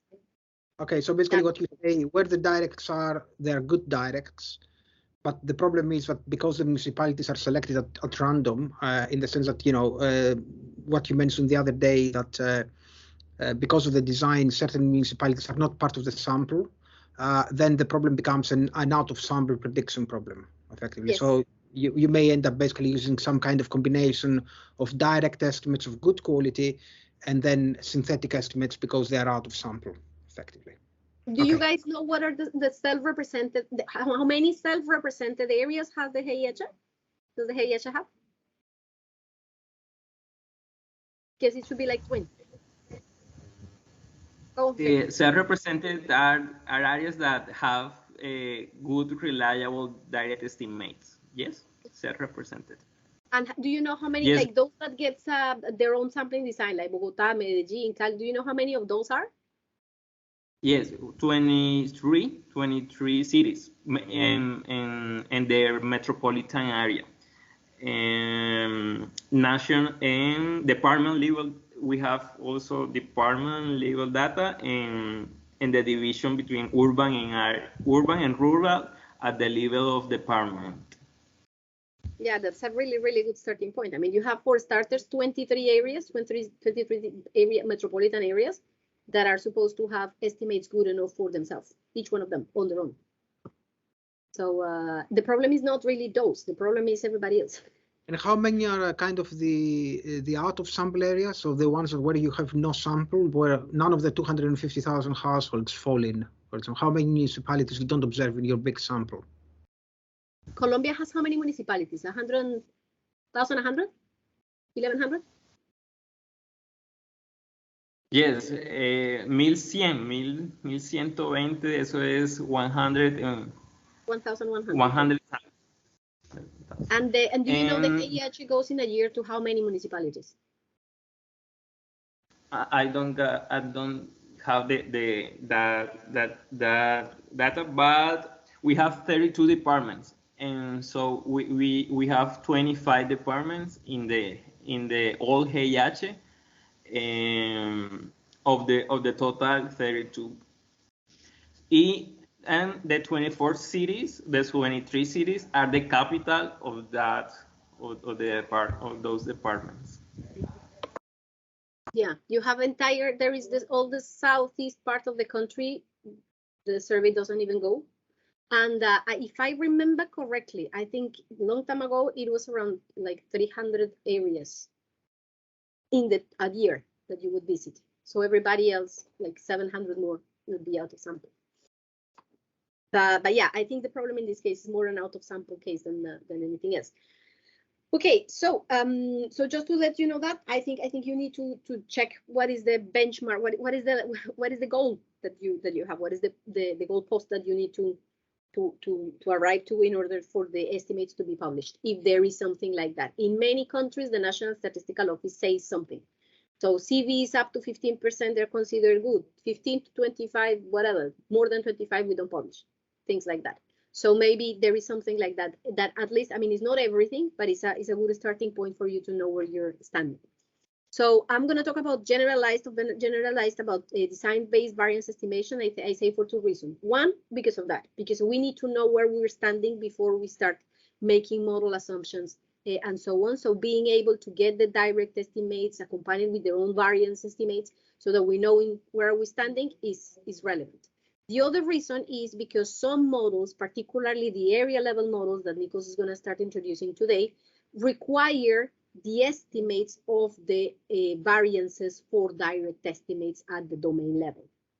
So, so in those cases, we also, even if for a different purpose, we're also going to need those sampling variances. So I'm going to talk a little bit about generalities of variance estimation under this framework of inference. The first thing that it's important to say is that you remember I said under this framework of inference, we say that all the randomness comes only because we selected a sample of the population and not the whole population. Y is fixed, the population is fixed, the population size is fixed, the X values are given, those are not random, it's just because of the sampling. So in that case, what we're interested in is the between sample variability of the estimator. If I take one sample, my estimator takes the value 15. If I take another, it takes 18. If I take another, it takes 22. That variability across different samples is what I'm interested in. That's the variance that I'm interested in.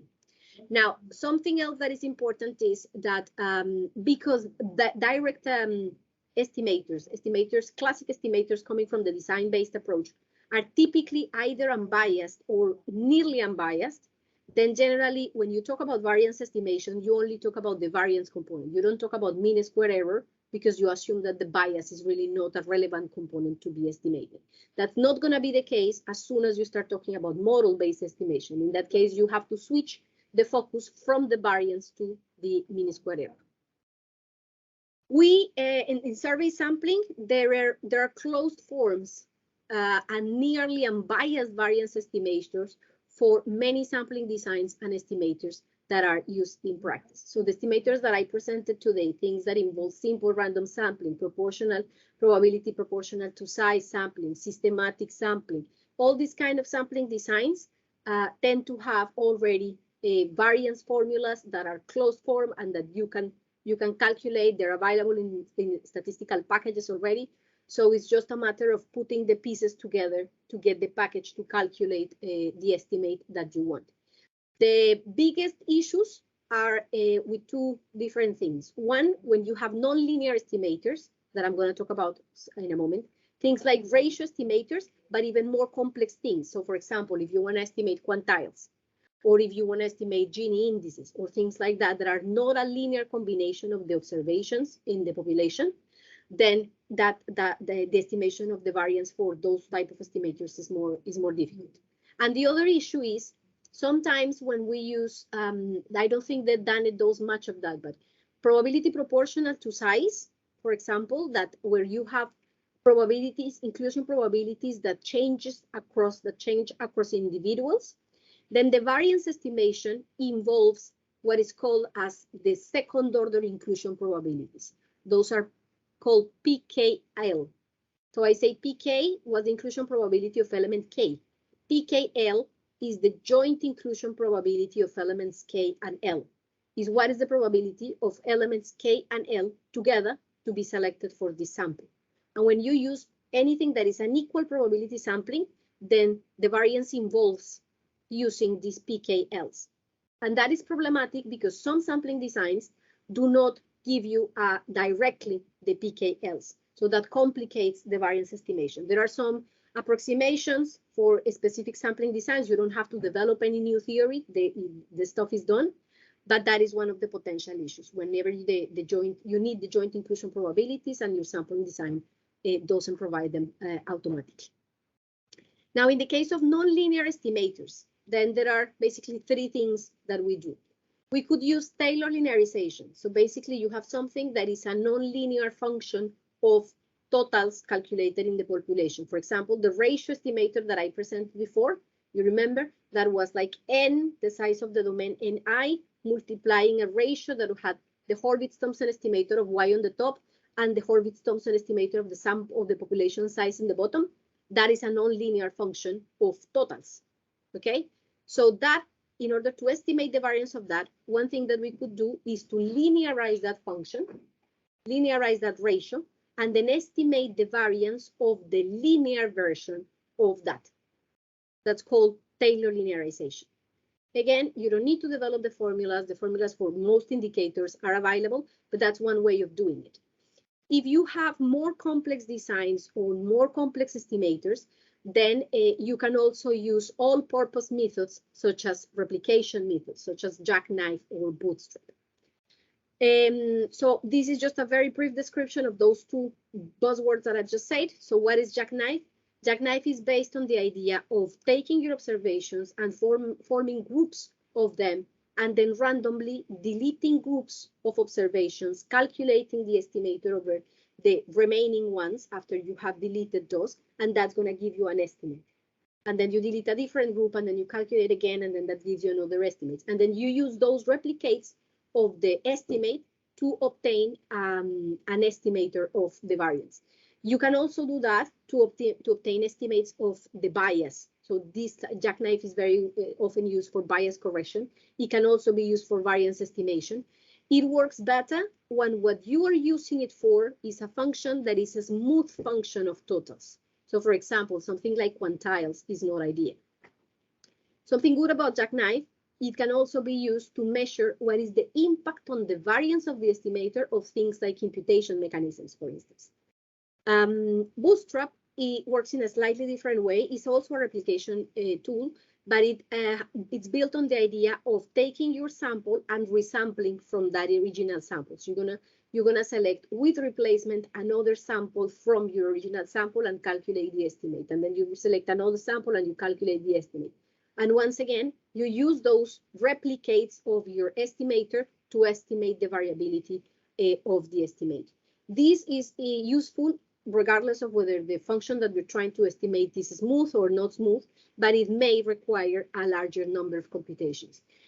Now, that doesn't mean that it always requires a larger number of computations compared to jackknife. There are particular cases where jackknife actually is more computationally demanding than Bootstrap, but in general, this can require a larger number of computations.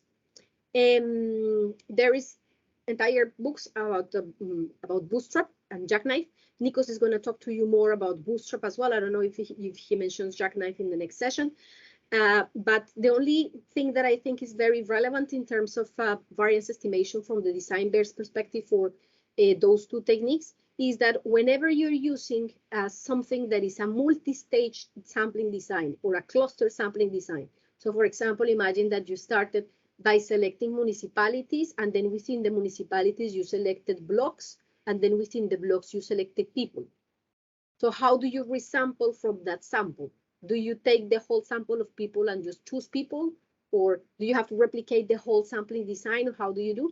So for variance estimation purposes, in the case of the design-based framework, when you have a situation like that, where you have clustered observations, then the resampling only involves the first stage. So if you have municipalities, blocks, people, you only resample municipalities, and you take the municipality with all the observations that came in the original sample. You don't resample within the municipalities, okay? That in terms of Bootstrap of replication methods. Those are the three main ways of dealing when you have nonlinear indicators: Taylor linearization, Bootstrap, and jackknife. Other basic results. So we talked a lot about the Horvitz-Thompson estimator. That was just the sum of the weighted observations multiplied by this expansion factor. Well, there is a very close, interesting formula, very close form, and very easy to calculate for the case of the Horvitz-Thompson estimator that applies to any sampling design that you want. That is, this is the formula for the variance. An estimator is an unbiased estimator of the variance of the Horvitz-Thompson estimator. You see here, this is YK, this is the observation K, this is the corresponding sampling weight, this is the inclusion probability as well for observation L, and you see what I meant at the beginning. So whenever you want to calculate to estimate the variance of the Hurwitz-Thompson estimator, you need the joint inclusion probabilities.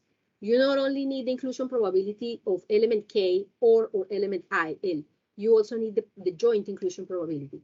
So if you're using an unequal sampling design, then getting those pKals may not be as straightforward.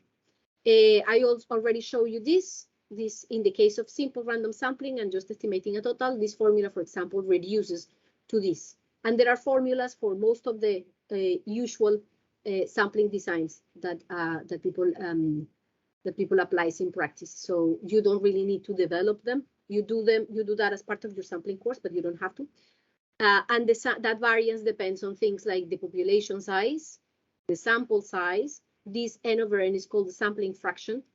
Are you selecting 5%, 1%, 0.5% of the observations in your entire population? And the variability of the thing that you're measuring respect to the mean in the whole sample. So this is telling you how variable the phenomenon is. So if you have very small sample sizes, you may have large variances, or if you have very variable things, then you may need a larger sample size. We talked also about stratified and multi-stage sampling designs. If the sampling design is stratified, then that is like splitting the problem in many mini problems. So if you use a stratified sampling design, to estimate the variance, you just have to estimate the variance considering each one of those strata separately, independently, and then add everything. The variance of the estimator is the sum of the variances within each strata. So that's why we said stratification may make an estimator that is more efficient, because if you build the strata in a way that things are similar inside, then those variances are small, and then the sum is going to be small. It's going to be better than comparing all the time, again, the mean of the whole sample. If the sampling design involves selection in several stages, so you first select municipalities, then blocks, then people, or household, or whatever, then the variance estimator is sums expanded contributions of each stage. So for example, just for you to have an idea, if I were to select a sample using a two-stage sampling design with simple random sampling in each stage, so how do I estimate the variance of the Hurwitz-Thompson estimator in that case? This is the formula of an unbiased estimator for that variance. So this is the contribution of the first stage, the selection of municipalities, and this is the contribution of the second stage. Now let me look at the contribution of the first stage. You see, it just looks like this one. It's just N1, so it's the number of municipalities in the population. The number of selected municipalities is the small n1. And this is the variability, is the variance between the estimated totals of the municipalities. This is why it's called T hat S1, is the variability between the estimators of the totals at the municipality level. That's the contribution of the first stage. And then I'm adding this bit, I'm going to talk about this factor later, and what I have here inside is a sum over the whole set of selected municipalities of what? Inside what I have, this is the number of people in the municipality. This is the number of selected people in that municipality. Again, this looks like this, and this is the variability of Y within that municipality. So you see, here I have the estimate of the variance within the municipality, then I sum over the whole sample, and then I multiply. This is the same expansion factor that I used for building the Hurwitz-Thompson estimator in the first stage. So you see, it's a sum of expanded contributions of each stage. If you have 5 stages, then each stage is making a contribution in a similar way. Now, there is a separate case that is useful. If you're using a sampling design on the first stage that is with replacement, then you only need to consider the first term. So in many cases, people uses the first stage, a sampling design that has with replacement, just because it simplifies much more. It makes it simpler when it comes to estimation of variance. Sometimes, even if the sampling design was not selected like that, the sample was not selected like that. It used sampling design without replacement. That is used as an approximation to estimate the variance because it simplifies your life substantially. Variance estimation for things like calibration and GREG estimators is made in a similar way as the totals that we have introduced before, like this. But instead of considering the variable y, is done using the residuals yk minus yk hat, where this yk hat is built as a fitted value with depending on the model that you're assuming. But besides that, the procedure is exactly the same. Now, what about the estimation of variance for domains? Variance estimation in the case of domains follows directly from the previous results that we presented for the total population, but instead of using the variable yk, you use the domain-specific variable yik. So that means that you're going to have yk, in some places and 0 in other places. But besides that, the procedure is exactly the same. That's why that is very convenient. You don't have to reinvent the wheel again. Something that is very relevant in the case of estimation of domains is that if you thought that you had a problem getting point estimates of the total of the domain or the mean of the domain, then that's not that if those are unstable, the ones of the variance are even more unstable. So yesterday, I think you were mentioning someone, Jose, I think, was mentioning something like, oh, you know, sometimes we have an estimate, but actually the CV is not that large, although the sample size is small. Watch out, because actually the variance estimates may be even more unstable than the point estimates.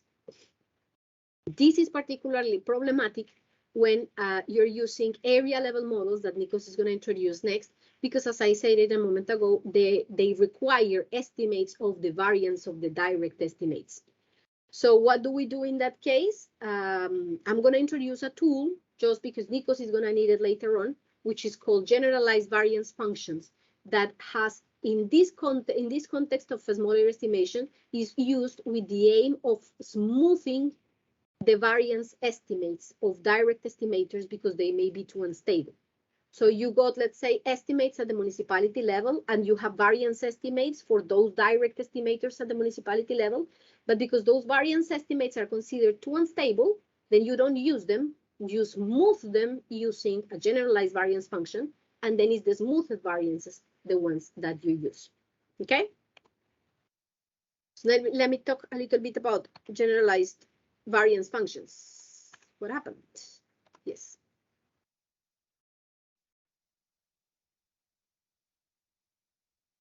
Happened.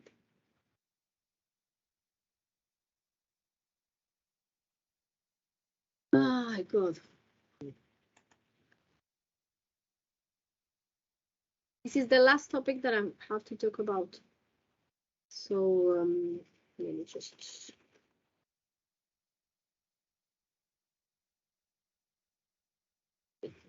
So here I am. So what is a generalized variance function? A generalized variance function is just a model that relates the variance of a survey estimator to its expectation.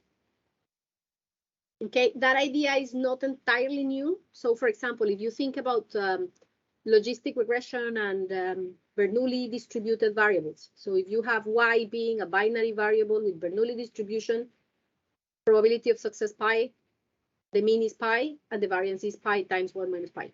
So cases where, even for distributional assumptions, cases where the variance is somehow a function of the mean are not completely crazy.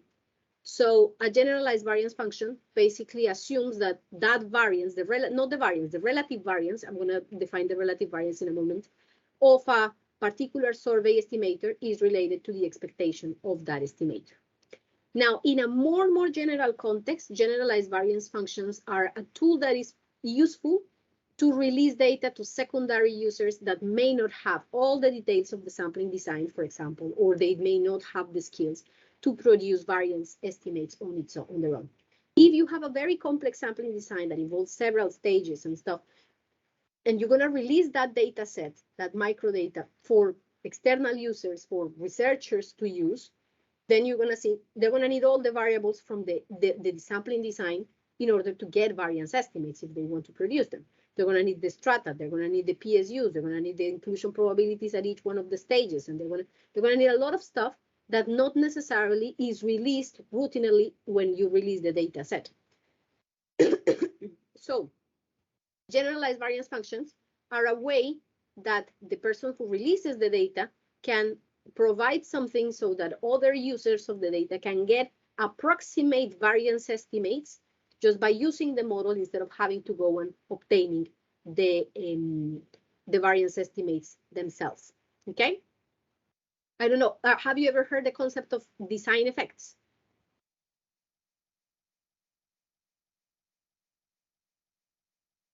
Have you ever heard about design effects? No, I haven't. Nope. Okay, so basically design effect is the simplest thing ever. If you were to apply a simple random sampling and a Horvitz-Thompson estimator, you would get a variance. But you didn't do that. You used a much more complex sampling design and a much more complex estimator. So I'm working at the National Statistical Office. I'm going to take a set of indicators. I'm going to calculate estimators of the variance for those indicators at those levels, okay? And then I'm going to see how much bigger those are respect to simple random sampling with the Horvitz-Thompson estimator. So the variance is 1.5 times or 2 times or 3.5 times or whatever, okay? And then what I'm going to do is that I'm going to release a table that tells you, oh, you, secondary data user, if you want to get an estimate of the variance for that indicator that you're talking about, use the formulas, the standard formulas for simple random sampling that I just shown to you and multiply by 1.5. Now, if what you want is indicators by sex, then multiply by 3. If you want indicators by municipality, multiply by 3.5, okay? So basically what I do as a data provider is that I find average of those ratios and then I release those averages so that the estimator is not perfect, but it gives people something to work with and they don't need to know everything about the sampling design and they don't need to have the skills to actually obtain those variance estimates on their own. That is the general context in which generalized variance functions are used. Design effects would be a very, very simple way of thinking on a generalized variance function. There are other ways to do it. And in the context of small area estimation, we mainly use them for smoothing variance estimates just to make them less unstable. So basically, instead of working with y, you work with y hat. It's just that y is the variance. So instead of working with the estimated variance, you work with an a fitted variance estimate that comes from a model, basically. How do you produce that fitted model? How do you fit that model? You as a data provider, you generate using the right sampling design, the right estimator, and the right tools, you generate a set of point and variance estimates, and then you feed the model, you get estimates of the regression coefficients, and then you release the form of the model and the form of the regression coefficients so that other people can get estimates, fitted values for those estimated variances. As with any model, the validity of those variance estimates is conditioned to how well the model feeds the data. So if you're doing it for releasing the data to users, then it's better to identify groups of estimates that may have a similar design effect. This approach works better for cases where you have a small to medium design effect, not very large, not very small sampling design, design effect. And clearly, this only talks about variances. There is no bias considered in this approach.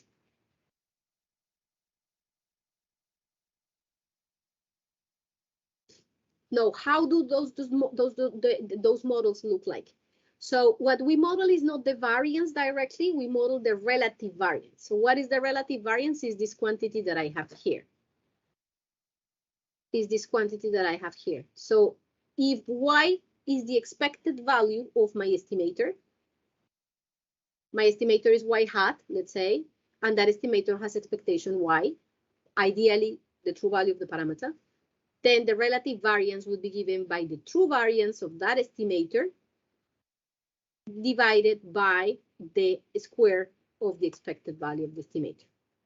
Why do you model that? Because those things are more stable than the simple variances. They translate better to consider several types of estimators. So for instance, if you were to consider estimators of totals by domain, then the variances are going to be larger if the domains are larger, and the variances are going to be relatively smaller just because of a scale problem. So that's why you don't want to model the variances. You rather standardize them in this way so that those quantities that you're modeling are a bit more stable, more homogeneous. Okay? And then you assume a model for that response variable. For example, these three models are often used in the literature. So one model is assuming that the relative variance is a function of the mean of the expected value of the estimator with this shape, alpha plus beta over y, and alpha and beta are regression coefficients that you need to estimate. Or you can assume that there is a quadratic component as well. Or you can use something like this, beta logarithm of y. All those three have in common the fact that typically the relative variance is assumed to decrease as y increases. The larger the quantity that you want to estimate, the smaller the relative variance. The true variance may be large, but the relative variance should be smaller. Now, how do I motivate any of those functional forms? Where is that coming from? The truth is that there is no very hard theoretical justification for these forms, but they seem to work. Some of them have been used. This in particular has been used by the Bureau of Census of the United States in the 1970s, and they seem to fit reasonably well the data that they have, for example. I can provide some basic ideas of why this particular functional form, but as I'm telling you, there is no strong theoretical reasons to justify any of them. Now, why this functional form? So imagine, for example, that y was the estimator of a domain size, okay? And I have an arbitrary strategy R, means sampling design plus estimator, that leads me to a given depth. That depth is the design effect. Remember, is the ratio between the true variance of that estimator under the true sampling design and Horvitz-Thompson versus and simple random sampling, okay? So the variance, the true variance of that estimator under that sampling design would be the depth times, can be approximated by the depth times this quantity. This P is the ratio between the size of the domain and the total size of the population. So this is an approximation that can be used. This N is the total sample size, for example, okay? And then if this is the true variance, if the true variance can be approximated by this, then how is the relative variance looking like? So I'm going to take that variance and I'm going to divide by the square of, sorry, this should be y squared. I'm going to divide by the square of the expected value of the parameter, okay? And then I just do a little bit of algebra. There is nothing fancy here. I'm just replacing here this and y, this should be, okay, yes, I'm just replacing this quantity here. This is y squared. I'm going to correct it in the slides. I'm sorry, this is y squared. I was doubting between using x or y and I messed up. So this is just the variance of y hat and their strategy R, and I divide by y squared. Now, because I can write P as y divided by N, then I can take these two and this one and define this in terms of P squared, and one of those P is going to cancel with this P, and then I come here. Okay? And then I can just develop this expression, and I can bring it here. Now, this expression for the relative variance has the form A, where I have something that doesn't depend on y. This is going to be alpha. And I also have something that has some coefficients, unknown coefficients, because the depth is unknown. And here in the denominator, I have in a linear form the expected value of the estimator. So this, for example, has a form similar to A. So this, if this was the problem, then that should be reasonably well modeled by model type A, for example. That is useful if the depth is relatively constant. If you're talking about many different estimators and each one of them induces a different design effect, then this is going to be a simplification that may be an oversimplification and not necessarily a very good one. It also assumes that it doesn't depend, that the depth doesn't depend on the size of the estimate, on how large the estimate is. I said it before already. There is no strong theoretical justification for any of those functional forms. is useful if you're doing this for the purposes of releasing data to secondary users. Is useful to generate to a group estimators in classes that correspond to plausible similar models, so that you have estimators of class A, estimators of class B, estimators of class C, for example. And what is that depending on? Sizes of the depth, how much clustering is in a particular variable with respect to the sampling design, and then to fit a model that works well for a group of outcomes, for a type of outcomes. Now, generally here, we're not going to use it for that purpose. We're going to use it for smoothing variances for small area estimation. And then in that case, you often only use one model because all the estimators that you want to smooth are of the same class. So you're estimating average poverty per domain. All of them are of the same class. You're not combining average estimation of poverty per domain and unemployment rate per domain and having or not having access to a computer per domain. You have all of them are of the same class. So generally, you only fit one model. You don't do this work of grouping outcomes. And you may also include in the model terms that consider, for example, the effective sample size of the domain or the population size to produce a model that fits those variances better. And then what you're going to do is that you're going to, instead of using the direct estimates of the variances that you got, you use, as in your area level model, for example, the smoothed versions of them that are just the fitted values that come from this model. You have fitted one of those models or including additional covariates, and then you just use those fitted values as your variance estimates. If you're fitting the model, for fitting the model, GLS, generalized least squares, some form of weighted least squares is preferred over OLS. Why? Because if you have a variance estimates, things that lead you to a relative variance that is very large, then that may have an undue influence on the estimation of your coefficients. So you want to downweight estimates that have very large relative variances. Okay, so that's all what I had to say about generalized variance functions. And then I just want to close quickly here with a summary of all the things that we have talked in these 2 days. In this part of the course, we have introduced the problem of obtaining estimates for small domains using survey data and also using administrative data and using census. We talk a little bit about remote sensing data as well. We discussed 2 frameworks for inference for this aim. We talk about design-based and model-based, and I hope I managed to have passed on some of the basic ideas of each one of those 2. I introduced the generalities of design-based estimation whenever you're interested in a quantity at the national level or for specific domains. I presented a few estimators for Witts-Thompson, Hayek-Brewer, ratio, calibration, talk about GREG, and I also introduced some sampling strategies that are commonly found in practice.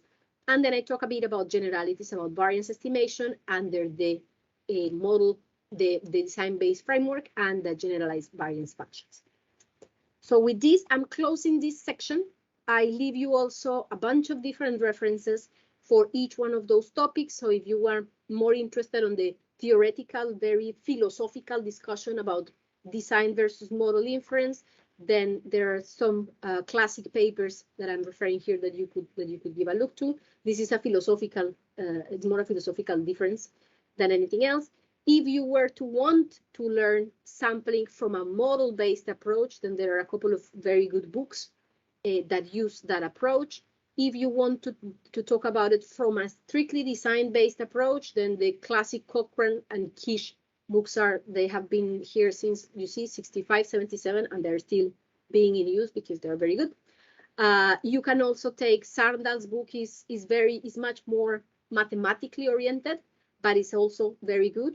And then LORE is something that is more designed for practitioners. So if you don't want to go down the rabbit hole of having to do all the math, then LORE is extremely practical and it's a very good book if you wanna check that one.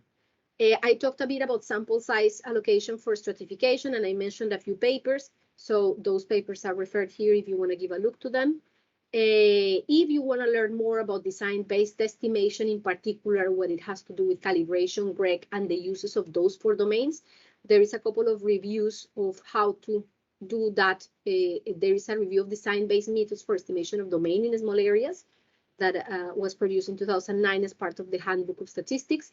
And there are also a couple of nice papers talking about introducing the concepts of calibration and GREG in the context of official statistics. This is all in the context of official statistics.